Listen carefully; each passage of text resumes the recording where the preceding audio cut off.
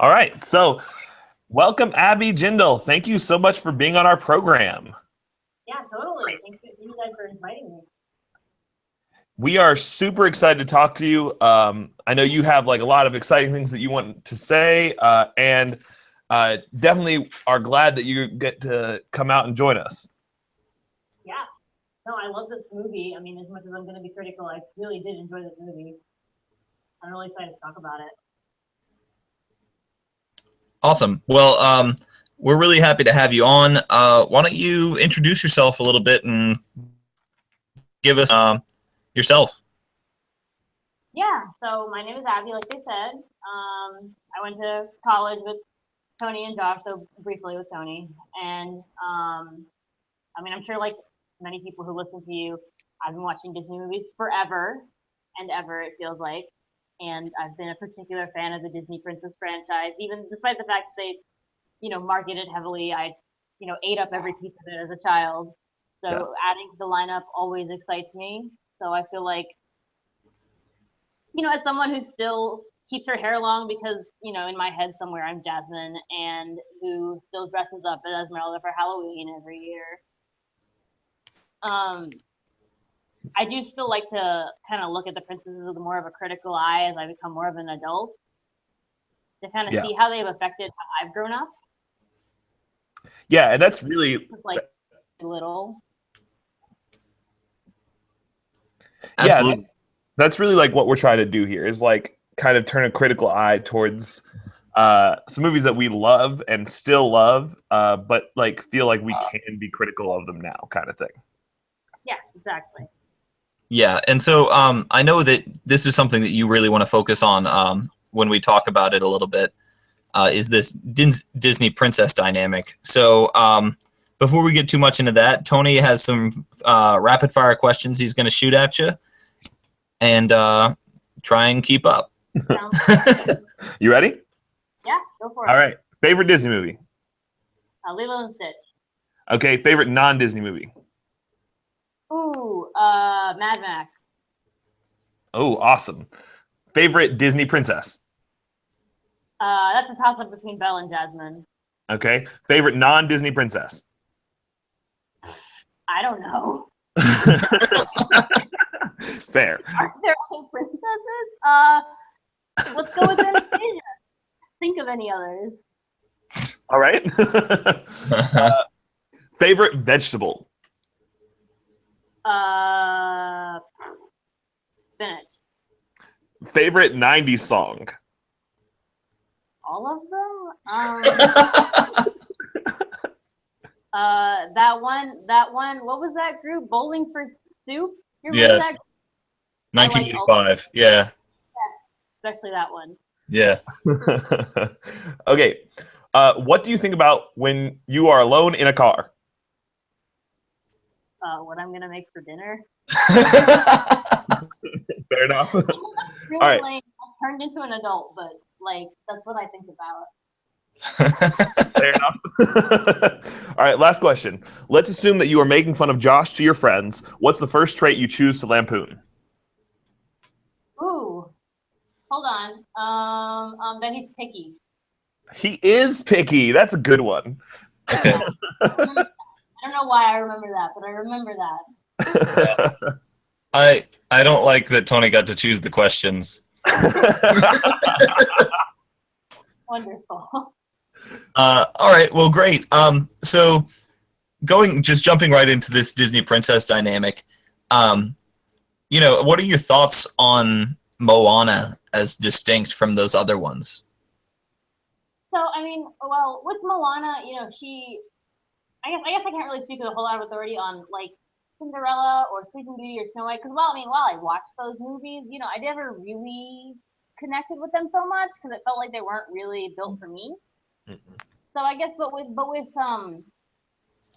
a lot of like the Disney movies that started coming up in the '90s and like moving into the Disney Renaissance era, they were Moana is very different in that she starts out with a really high degree of self confidence that I feel like Disney characteristically lacked in all of its main characters. Like they were clearly very skilled and very capable people of some measure, but something in their circumstance was holding them back. That they, you know, that was holding back their real personality, their true skills, whatever, that kind of a thing. Could you give like an example like of what you mean? Yeah, like let's see, like Belle, for example, I think is a really good look at you know, someone who's clearly very smart and very capable. To us, it's very obvious, but to the society around her, she's like a weirdo. Mm-hmm. She's like socially awkward, or doesn't follow what their norms of interaction, or you know, their expectations of what a woman should be, that kind of a thing. But then she meets someone who either, you know, arguably ignores that part or appreciates that part of her. Mm-hmm. Where with Moana, she clearly fits into her society really well. Like, she's a natural leader. She's very skilled at dancing and arts and crafts and, you know, athletics and singing and Leadership. everything. Yeah. She starts out as, you know, basically perfect, other than this, you know, one quote unquote, like, well, it's not really a flaw per se, but just the one thing that makes her different. Yeah. And I think There's nothing else wrong with her. Yeah, and this is something that Tony and I talked about before while watching this movie, was that it's not a matter of whether she will be successful, Moana. It's a matter of what she will be successful at. Like, we see her successful as a leader, and we see her successful as an explorer. So either way, she's going to be successful. She is a perfect character in all reality. It's just a matter of what she's going to be successful at. Exactly, and it's not a bad thing. I mean, again, it's not intrinsically, and again, first time I'm saying this, it's not intrinsically a bad thing to try and portray that there is a girl who can do anything and just has to, you know, find what she wants to be successful at. That's not intrinsically bad. I'm just a little tired of it. Yeah. Okay, well, obviously you're pretty critical of this movie. Or like it's a great movie, and there are a couple of things that you've found that are distinctly like problematic with her being such a perfect character. Yeah. How do you compare that to some of these other older princesses? I'm a little critical of the princesses' characters in general. But with some of them, like, I felt like there was a bigger plot at hand. Like with Beauty and the Beast, there was a bigger story about, you know, accepting people for who they are and not looking on the inside and that kind of thing. But so Belle not having a character arc was not a huge deal in that movie. Or I don't know, with like, to me, I know little people have like mixed opinions about Little Mermaid, but like with Little Mermaid, it felt like there was a bigger story at hand of being able to let young people be free as it is that they want to be. So it was a little forgivable that she didn't have a character arc. But I know a lot of people didn't like this movie either, but Brave, I feel like Merida had an actual character arc, and I really appreciated her. So like, as far as like, yeah, she definitely does have a strong character arc. She does. Can you think of like another example of like somebody else who definitely has like a strong character arc? Because I'm thinking like maybe like Mulan has like a pretty solid character arc where she like grows throughout the movie as a person.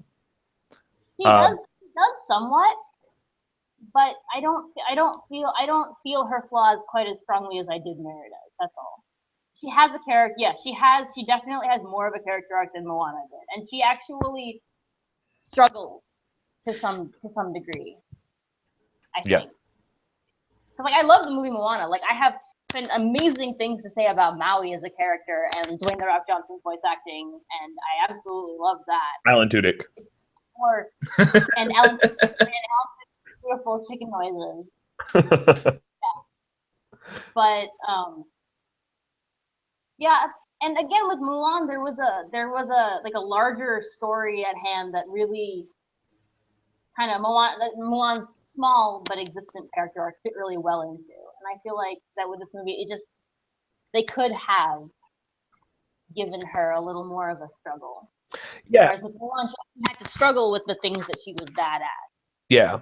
You think about like, you know, Simba or Aladdin, these characters like have like things that they like. There's like grit in their backstory. There's like things that they have to like grow from. I agree with you on the grit point entirely. Yeah, there's nothing like. I haven't had a gritty female character at all ever, which would be amazing. I would be really happy if they even attempted that. Yeah. So like, what would your perfect like your next Disney princess? If I'm like looking to Abby Jindal to like find our next Disney princess, who are we looking for? Well, so this might be a little bit weird, but I would really have loved Hiccup to have been a girl. Okay. From How to Train Your Dragon. Yeah. Oh, because okay. that would have been to me a really good way to give a female main character some sadness in her backstory, some character growth, some lovability. Like, I feel like Hiccup was a really great main character, and I feel like Disney could just as easily create someone who has, character flaws, but who plays to their strengths more than anything. Yeah. Well, and I know that one of the things in the works for Disney right now is for a homosexual princess.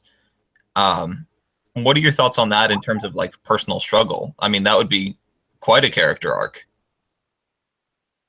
That would, if she struggled with that even a little bit, I would be really impressed and proud of them to create a movie like that. I guess my fear would be that she would just be homosexual as a side note and would be completely comfortable with it and stuff like that, because they'd be afraid of portraying that kind of, I guess, I wouldn't call it controversial, but that kind of difficult backstory. But yeah, that would be probably a really good place for them to start giving their princesses a little bit of grit. Yeah, I think Even so. not their princesses, female leads in general. They don't have to be a Disney princess. Just any female lead character. Okay. Exactly. Yeah, no, I mean, my favorite Disney movie is Lilo and Stitch. I love Lilo as a character. She clearly had flaws that I personally related to in some ways. Like that. I mean, really, that whole franchise, I love it. Even the really sometimes terrible TV show. Oh my gosh. Awful TV show. Yeah, but it doesn't matter because that first movie was such gold. It didn't matter after that to me. Yeah. Yeah. So like, I think what you're bringing up though is actually really interesting. I think that there is probably like honestly a lot of like really good portrayals of like complexity in female characters outside of the princess franchise that I think maybe like Inside Out, I think like has like a believable like then like actually several like really great female protagonists. I think like the Finding Nemo movies, like I think some of these films actually may be like outside of the princess like genre, like I guess like outside of that track maybe we do see them giving female characters a bit more character, I guess. Yeah, absolutely. I really think whenever Disney teams up with Pixar, they do a particularly good job of character arcs. Not always, probably, but just to my understanding. Like with Finding Nemo and with Toy Story and with I don't know about character arcs in Toy Story. I guess you kind of. And with I feel like there are a few examples of really, really well done character-driven stories with Disney Pixar movies. And I think that's. Go ahead. Yeah. I was going to say that the other one that really comes to mind for me for I guess supporting protagonists for female characters is with Wreck-It Ralph. Hello. Hello. Okay, I can still hear you. Good. But Wreck-It Ralph, the supporting there is, I think, very like has a lot of that character development too. Yes, I completely agree. Yeah.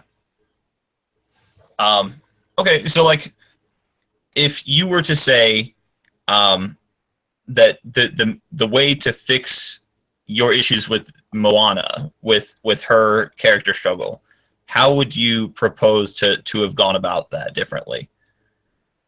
I mean, it's not like I dislike any of her characteristics in particular, but they could have picked something like they could have made her a less suited for the leadership role, and just like maybe her dad was blinded by fatherly love, or instead she might have been a perfect leader, but she secretly held some level of self-doubt about this whole ocean thing and about this whole sailing thing. Yeah.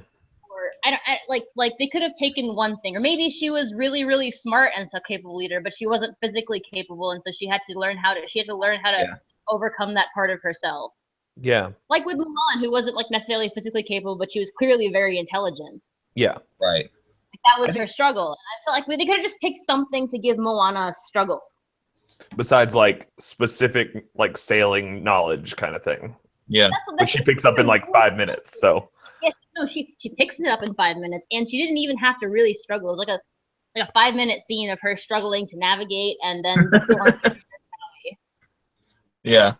Like she never really struggled for very long periods of time, or there Well- wasn't just one continuous struggle. Yeah, I think you're right. The fact that, like, especially when we look at Maui when he's going down to the abyss, right? He's going climbing up this mountain to get into the abyss to get his hook back, and he looks down and she's like above him. She's already climbed past him. I think that's crazy. Yeah. She's just so physically capable and mentally capable and just everything. Yeah. And I think what you're saying is that like we're not necessarily like it's not necessarily a problem that she is perfect in this particular movie. It's just like part of a trend where there's no gritty characters, right? Yeah, exactly. It would be a lot more, for me personally, it would be a lot more forgivable if they had, say, previous to this, not done Tangled, where Rapunzel is also just 100% self-actualized from the beginning. I mean, again, I love that movie. And Flynn Rider had a great character arc, but Moana is like a miniature reskin. I don't know. Yeah. Interesting.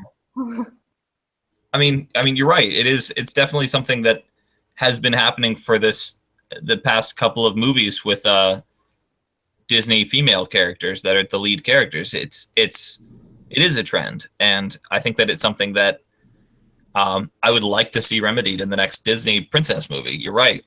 I would like it specifically to be a Disney princess movie. So I'm really happy with great female leads all the time. Like, even if it's not their princesses, great female leads are always a good thing. Right. But it would be nice because the Disney Princess franchise is all about being the ideal for girls. Like, that's just the thing that they're selling without saying so. Right. And it would be really cool if they branched out their ideals. That's what I'm saying with Moana. Like, they're physically branching out because they, reskinned her, but she still has long hair and she still has perfect, like very like idealized body proportions, and she just has a different ethnicity set of features. Right. I'm not saying I dislike her character design. It's fine. But just that's not the kind of diversity I personally am looking for. Yeah. Absolutely. It makes it a little bit harder to be relatable. I agree. Yeah. And so before we let you go, Abby, first of all, again, we want to say thank you so much for being on with us. Absolutely. And before we let you go, what would you say is your favorite adult joke of this movie, if you had one? There was one. There was the one about tweeting, but not that one. There was another one. One more.